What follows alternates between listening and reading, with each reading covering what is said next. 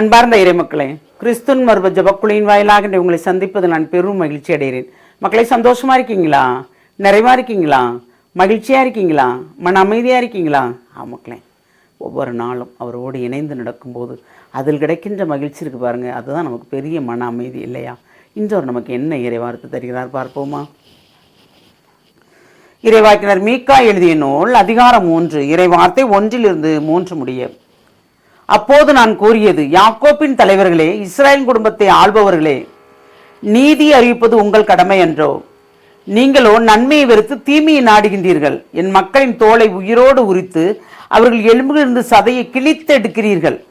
என் மக்களின் சதையை தின்கிறீர்கள், அவர்களின் தோலை உரிக்கிறீர்கள். அவர்களின் எலும்பை முறித்து சட்டியில் போடப்படும் இறைச்சியைப் போல கொப்பரையில் கொட்டப்படும் மாமிசம் போலவும் துண்டு துண்டாக்குறீர்கள். Praise the Lord.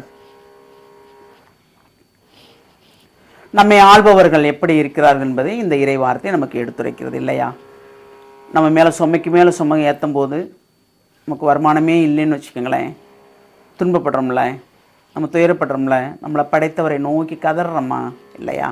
அதனால தான் நன்மையை வெறுத்து அவர்கள் தீமை செய்கிறார் என்பதை இறைவார்த்தையின் மூலம் அவர் வெளிப்படுத்துகிறார். ஏனென்றால் நன்மையை வெறுத்து தீமையை நாடுகின்றார்கள். நன்மை செய்வர்கள் நொறுக்கப்படுகிறார்கள், நன்மையை தேடுவர்கள் நொறுக்கப்படுகிறார்கள், இறைவனோடு இருப்பவர்கள் நொறுக்கப்படுகிறார்கள், நிறைய துன்பப்படுகிறார்கள். ஆனால் அந்த துன்பத்திலே இறைவன் நம்மளை கண்டுகொள்கிறார். ஒவ்வொரு நொடிப்பிலும் இந்த துன்பம் யாருக்காக? என் நிமித்தமாக இருக்கலாம் ஆண்டவரே, என் பாவத்தின் நிமித்தமாக இருக்கலாம், என் பிள்ளைகள் என் பெற்றோர்கள் நிமித்தமாக இருக்கலாம், என் சந்ததிகள் நிமித்தமாக இருக்கலாம் என்று நாம் நினைக்கும் போது அதில் ஒரு மன ஆறுதல் நமக்கு. எல்லா வகையிலும் நாம் எந்த வகையில் துன்பப்பட்டாலும் பூர்ணமாக அதற்கு ஒரு விடுதலை உண்டு இல்லையா? யார் நம்மளை ஆண்டா என்ன? ஆனால் இறைவன் நம்மளோடு இருக்கிறார், நம்மளை வழி நடத்துகிறார். ஆள வைப்போரும் அவர்தான், வழி நடத்துவோரும் அவர்தான், நம்மளை பாதுகாப்போரும் அவர்தான். ஒரு கால் நாம் கையளிக்கப்பட்டாலும் அது ஒரு விருப்பமானால் அதுவுமே அவர்தான் இல்லையா?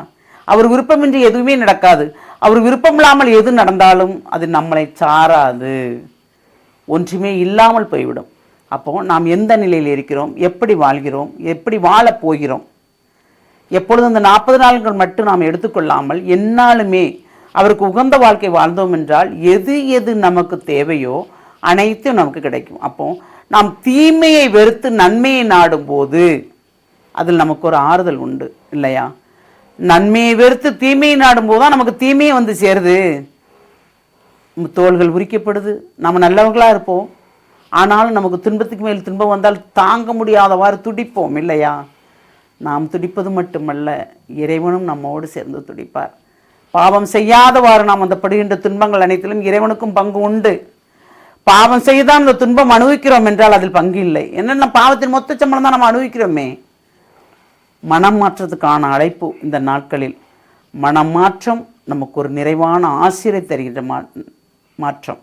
அப்போ நாம் முழுமையாக மனம் மாறி இறைவனோடு நாம் ஒன்றித்திருந்தோம் என்றால் நமக்கு எல்லாமே நன்மையாக நடக்கும். அந்த நன்மையை கேட்போமா?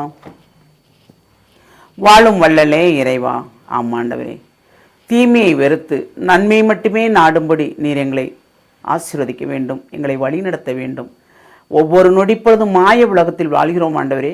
நாங்கள் குற்றம் செய்துவிட்டு அந்த உலகத்தை குற்றம் சாட்டாதவாறு எங்கள் குற்றம் என்ன என்பதை நாங்கள் உணர்ந்து அந்த குற்றத்திலிருந்து வெளியே வந்து உம்மோடு இணைந்து பயணிக்கும் அந்த வரத்தை தர வேண்டும் ஆண்டவரே.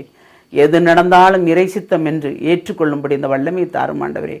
பாவமற்று வாழும்படி எங்களை நீர் வழிநடத்த போகிற அந்த கிருபைக்கு நன்றி கூறி எங்களை முழுமையாக உம்முடைய இரக்கத்துக்குள் ஒப்புக் கொடுக்கிறோம்.